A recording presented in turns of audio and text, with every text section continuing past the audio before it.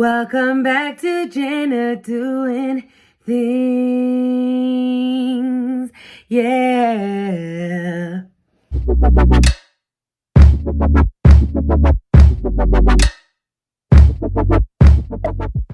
Hey guys, welcome back to Gennadoingthings. Today we are recapping the Kardashians season 1, episode 8.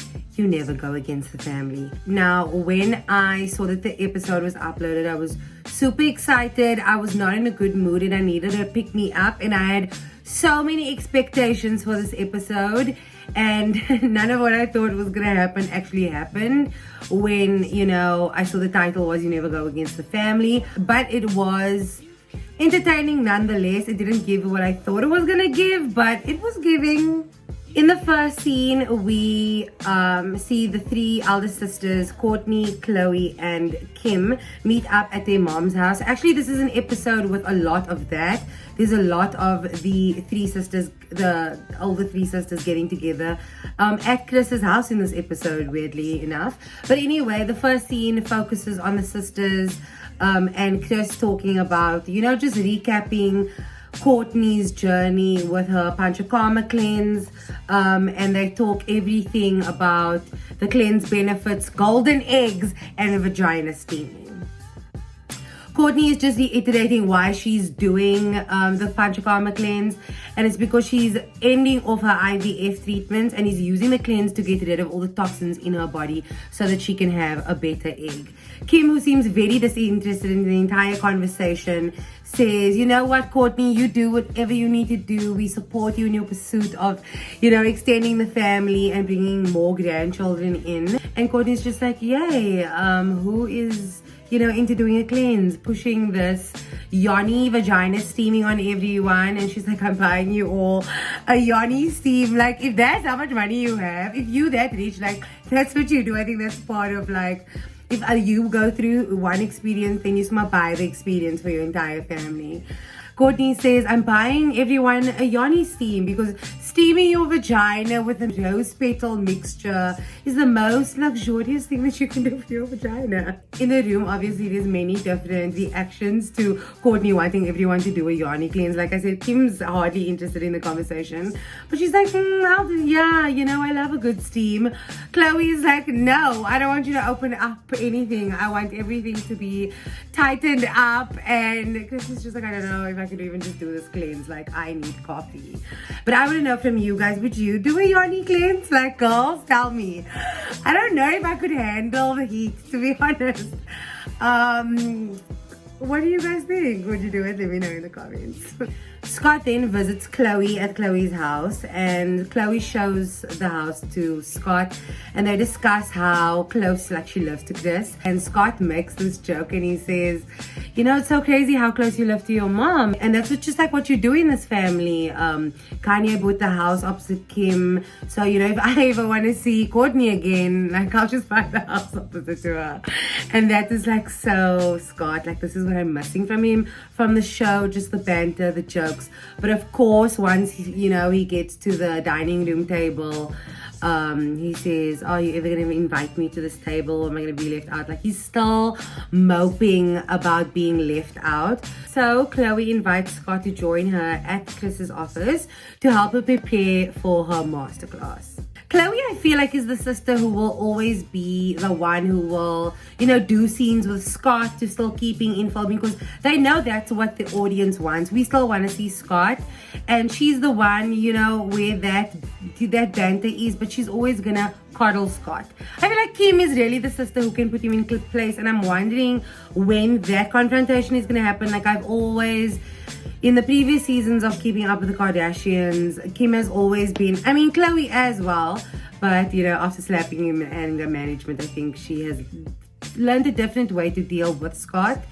And I think that Kim, we deserve that scene where Kim just puts him in his place. And we actually see Kim and Khloe get together at gym and discuss this entire thing, how they handle the men in their family, how they baby, this is what they call it, they baby, coddle, pamper, and hand feed the men in their lives. They discuss how needy Scott is and how they are both just annoyed by him not being able to move on. and get over it. Kim also makes a statement. It's almost like Kim is having this epiphany about how they treat the men in their lives. And I don't think that situation is ever going to change with how they treat the men in their lives, because that's all their baby daddies. Like Scott, Kanye, and Tristan are always going to get that kind of treatment. But Kim just has this epiphany, and she says in her next relationship, she's not going to go through all of that. The next person really needs to be an asset to her. And this really starts up the storyline for her, telling us more about her new relationship. But also, this coddling of the men, how they treat their baby daddies, the relationship that they have with their baby daddies, that definitely comes up again in the episode. And then we have a scene between the two celebrity queens of health and wellness, Kourtney Kardashian and Gwyneth Paltrow. Like, I'm gonna let you know now, I don't care about Gwyneth Paltrow, okay? There was a time in my life where I loved her. I loved her in Glee. At that time, she was like best friends with Beyonce, which is like super weird, so I accepted her. Beyonce still makes music with her ex-husband, and you just never see Beyonce and Gwyneth, hang out anymore. Blue and her daughter used to be besties. So what happened? My theory is Gwyneth Paltrow is Becky with a good hair. This is like non-Kardashian news. This is like Beyonce. People who love Beyonce should know this. Like the real Beehive will have this theory that like, we know it's Rachel Roy, but is it Gwyneth Paltrow? Anyway, so from that moment on, I hate Gwyneth Paltrow. And I loved her in Glee, honestly, but I hate Gwyneth Paltrow. But anyway, Gwyneth Paltrow is on the Kardashians because she is teaming up with Kourtney. There is going to be a collab between Kourtney's brand Push and the queen, OG celebrity queen of wellness, Gwyneth Paltrow. I will give it to her, for that. And her brand, there will be a collab between Push and Goop. Weird names. They discuss Kourtney trying, and turning to a healthier way, a natural way of improving her chances of having a baby. This Popculture cleanse. They also talk about the transition, in this phase of a second marriage, or in Kourtney's case, a second relationship. For Travis, it is his second marriage as well. They talk about, just a transition for kids and, the timeline of moving in together. Kourtney and them have been house hunting, as we've seen in the beginning of the season. And they talk about a collab between, their health and wellness brands. We know that Goop has vagina candles. I don't know if it looks like a vagina. I don't think it actually smells like a vagina, but the candle that Goop originally had is called Smells Like My Vagina. So they are collabing with Kourtney's brand with a candle called Smells Like My Pushy, which is, I love it. And later on at Kourtney's house, we see them, just round up this collab with a candle scent test at Kourtney's house with, I think, someone from Push and then their friend Steph. And they just talk about how, like I said, Goop was the original OG celebrity health and wellness brand. Gwyneth was really the first to do it and do it on the scale that she does it now. So when Kourtney, for years she was bullied about not having her own thing. So I think I was happy, and it was really on brand for Kourtney to start a health and wellness brand with Push. And when, she started, like she says in the episode, a lot of people were talking about she's coming for Gwyneth, and, and this collab for them symbolizes that there's just enough space for the both of them, for both brands, for more women, for all women in this health and wellness space. And they just want to emphasize that teaming up makes you stronger. And they're doing this with this candle, and I wonder what it smells like. So if anyone wants to buy one and send it to me, I would love a candle like that. I'd put it right there next to Craig. Smells like my pushy. At Kris's house, Kim meets up with her and they look through their super organized fridge, and Kim tells Kris that she overheard Mason talk to North about how things will get better. Mason asked Kim to be dropped off at Travis's, his future or now, stepfather's studio, and he expressed starting to take a liking to Travis since, him and Kourtney got engaged. And he tells North how stepfathers aren't as bad as they seem in the movies. They're not that evil. Kim was happy to hear about him being happier, but also that he was reassuring North, obviously about the split between Kim and Kanye. She always talks about being one step behind Kourt, and it helps her to have a sister, to have a guide, and cousins who get to experience that before and obviously help her kids. I love the role that Mason takes as the eldest cousin to like advise and be there for his younger cousins.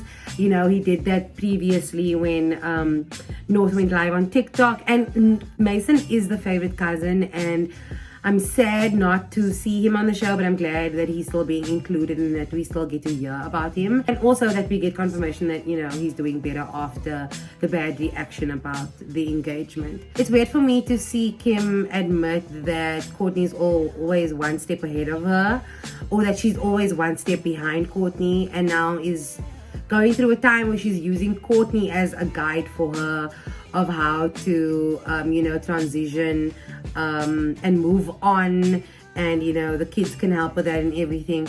She mentions that she's getting into dating and entertaining the idea of someone else in her life, and have someone around her kids. And obviously, like Mason being able to relate to North about it, and Kourt being able to help her.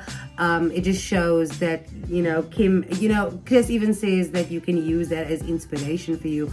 Obviously, because Kourtney is so happy now, you know, Kim is obviously valuing and always has been a little bit jealous of Kourtney. So obviously she's going to, you know, take Kourtney's advice with a lot more respect, I think, because that's always what Kim has wanted. Her storyline throughout the entire Keeping Up with the Kardashians was her pursuing a happy, healthy relationship. So that's just interesting to me. She finally admits to seeing Pete. She says that she's held back about discussing him on the show because she wanted to see how long they were seeing each other, how serious it got before discussing him on the show. She didn't want to talk about him, and then when they break up, it's on the show, and then, you know, she wanted to avoid being called stupid or slut. And it's crazy to me that Kim Kardashian still thinks about that. But at this point, Kanye had already been, you know, openly dating other people. I'm not sure if at this point he was dating Julia yet. I don't think so.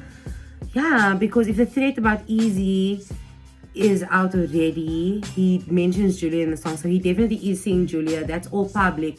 So this is Kim now only talking about, you know, being with Pete.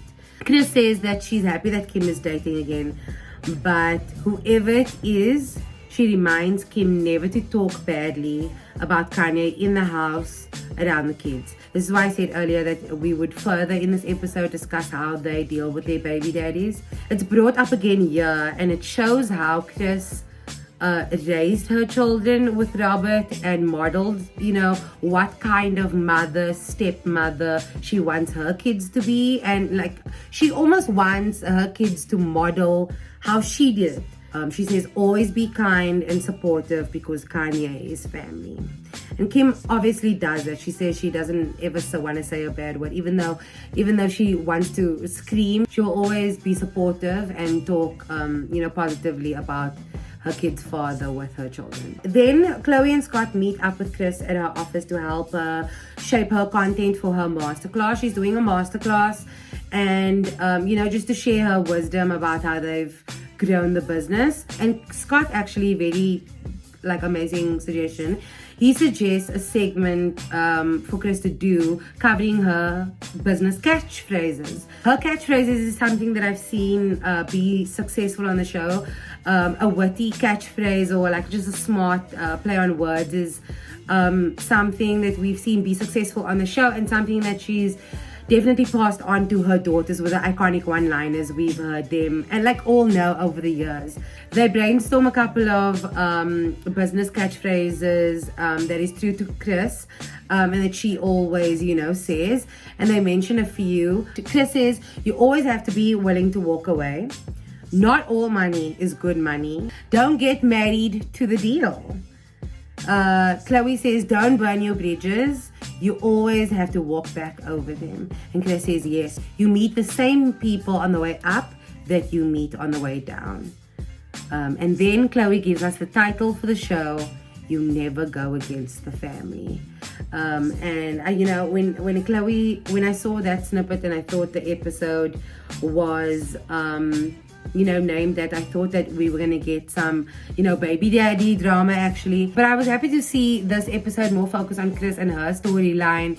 And you know, Kris, you know, just a week ago was named as she was named on Time's 100 most influential people list. Ryan Seacrest called her one of the, you know, business marketing geniuses of our time, and I think that she deserves her flowers. But you know, I think it's cute, even though she is this boss bitch, she's still nervous for the masterclass, but she wants to get it right because this is her legacy. Kris actually calls Khloe over the night before her masterclass to come over. Khloe draws her bath, makes her a martini, and keeps her company to help her distress ahead of this masterclass.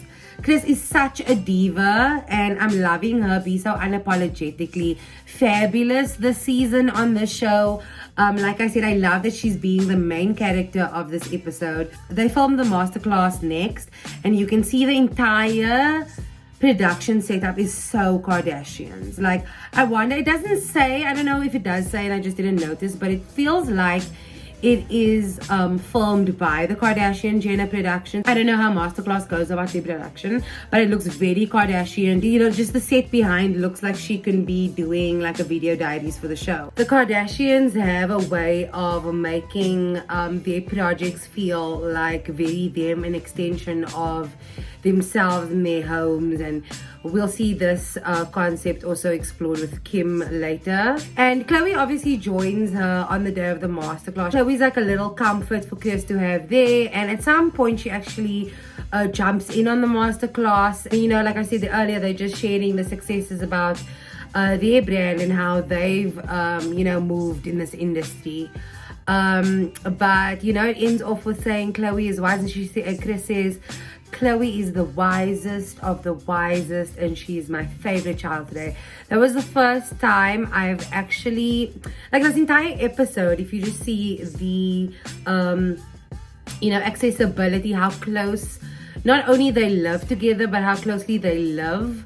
Khloe is drawing her boss, being her comfort child, but Khloe has never been called the favorite. And it's interesting to me how sometimes the kids that aren't called the favorites actually do the work of that favorite child, or the ones who really put in the hard work when it comes to parenting. We've seen this explode throughout, you know, their show. Khloe does the work in the house. She does the cleaning. She basically raised Kendall and Kylie. She now is living closest to her mother. She's doing her baths and hyping her up and listening to stories about where she grew up and goes on trips with her and all of that stuff. But she's never actually claimed as the favorite. This is the first time I see or hear that come from Kris's mouth, and it's really weird. I don't know. What do you guys think of the mother and daughter relationship between Kris and Khloe? Like I said earlier, we're getting a lot of scenes of the three elder sisters together, and I'm loving the screen time. I miss seeing them all together. They are working out, I think, doing Pilates at Kourtney's house, I think it is. And this is where Kim tells her sisters about the Sports Illustrated cover that she got. That cover came out a couple of weeks ago. She says that she's super excited about the Sports Illustrated cover. I think that she's the first Armenian girl on Sports Illustrated cover. Like, every time Kim achieves something as the first Armenian girl, or like the first Armenian, then she makes sure to say it. But she says that this cover means a lot to her, you know. She's been through a lot, and this really represents her coming out on the other side of a divorce, really knowing who she is and really knowing what she wants. She's taken the time to do that. And, you know, she says she wants to work extra hard, you know, double, gym it out, so that she can be super confident and have no insecurities doing this cover. And it's crazy to me how, like, one of the biggest beauty sex symbols in the world, it's refreshing to sometimes see her, you know, be insecure. I love it. After working out, they, you know, just catch up, eat, and, you know, talk about their love lives. They are, and I think I said this in last week's recap, or I think I mentioned it in last week's pop culture recap, that someone messaged me to say like they never see the sisters eat like only salads anymore, and they miss the iconic salads, you know, that they used to shake. And literally in this episode, those are back. I mentioned in last week's news that Kris actually, I think, invested in that company of the iconic salads.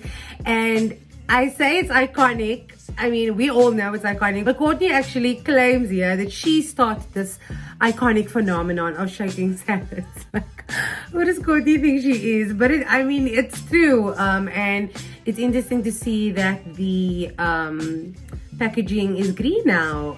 It doesn't look the same anymore. It used to be those clear, you know, salad bowls or salad packaging, but now it's green. I wonder if they became more sustainable after, you know, Kris invested. But anyway, they talk about their love lives, and it's so crazy that like Chloe is doing a lot of the commentary in video diaries on the scene, because they're so setting her up for failure. They know what's going to happen at the end of the season. We all know. And she is just looking like a dumbass.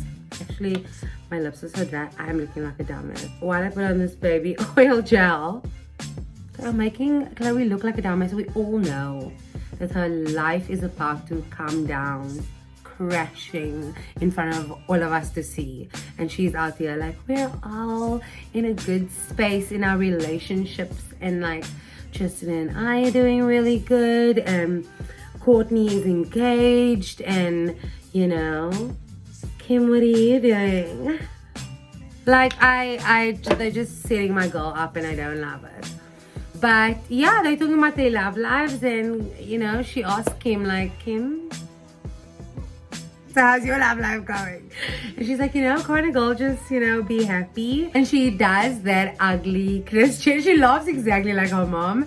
And I'm loving just seeing her so seemingly genuinely happy. And she just looks so giddy, man. You know, she finally comes out and tells us about how it all happened, and who better to tell the story than Kim. So let's watch it together. I did SNL, and then when we kissed in scene, it was just a vibe, and I was like, oh shit, maybe I just need to try something different. But Pete does not come to my after party. Everyone was at my after party. Does not give me the time of day. So a few days later, I called the producer at SNL, and I was like, hey, do you have Pete's number? And they were like, yeah.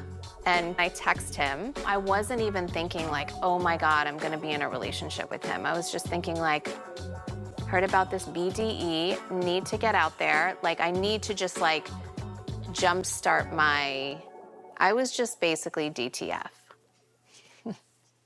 I mean, it's obviously fun and funny. Yeah. But it's not even just like everyone thinks it's like a hysterical comedy show at all times. I'm like, no, it's just like normal.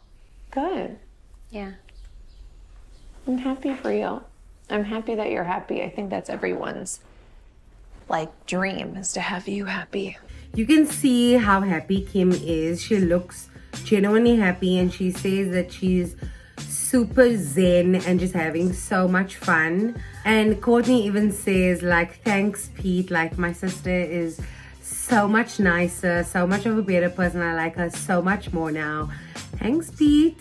And you know, Kim says she's at a stage in her life where she's not chasing anything.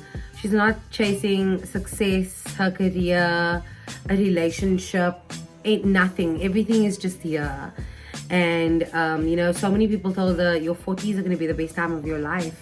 Grandma MJ even said, Kim, your 40s are going to be the best sex of your life. And she says, so far so good. So it's crazy to see Kim. You know, this is giving me how they used to be, like the banter, just the ease in just who they are, and their personalities are really coming out like it used to in beginning seasons. They're not shy about anything. I mean, sometimes it can be even a little bit crude, but you can see their personalities come through. And it's crazy to see Kim in like single Kim mode, talking about being DTF, talking about chasing after Pete's BDE and now having, you know, the best sex of her life. I just love to see Kim's personality shining through. She says, you know, I'm finally happy. I don't feel any pressure to be beautiful, to look perfect. And she doesn't have to worry about what she's wearing. And she can really just be genuinely happy in who she is. You know, and Pete's helping all of that come out. So I don't know about you guys, but I'm loving it. I also thought that this episode reminded me of early Kim at the end of the episode when she's talking to Pete on the phone. I remember Kim used to be on her phone all the time. This isn't any new behavior. Like, she used to shun her family, not want to talk to them on family vacations, to talk to Reggie. And this, like, having this experience with your friends, taking them on your plane for the first time, and no, Kim's on her phone showing her boyfriend, like, look at this, experience this with me. So that was very cute. But the episode ends off with Kim basically doing MTV cribs of her plane. Kim Air is an all-white aesthetic that is an extension of Kim and her home, and you can see how she matches everything in her life. If you have seen her take you on a tour recently, I think with Vogue, you can watch it on YouTube. Everything matches. So, you know, the plane is all light wood, all cashmere. All the seats have its own chargers. There's extra bathrooms. There's flower bouquets that match the Jeff Leatham flower bouquets arrangements she has at her home. And then obviously, like I said, like her mom likes to match the aesthetic to everything, and she's really imparted that on her daughters, making it everything the Kardashian feel. Kim is putting a cherry on top of it by creating a custom Skims that matches the color of the cashmere, white, PJs, socks, blankets, slippers that says Air Kim. So relatable. And she's showing Pete around, and she's like, there's a king size bed in the back, there's beds in the back, and he's just like, oh wow, amazing. And it's like, does he have that kind of money now? But she's like ignoring her friends that are all there, and I just love to see how in love she is. This is how Kim acts when she's duck verliefd. She's super absorbed in her relationships. And once again, this is just another disgusting display of wealth. You know, Kim is a billionaire, and this plane is definitely billionaire status.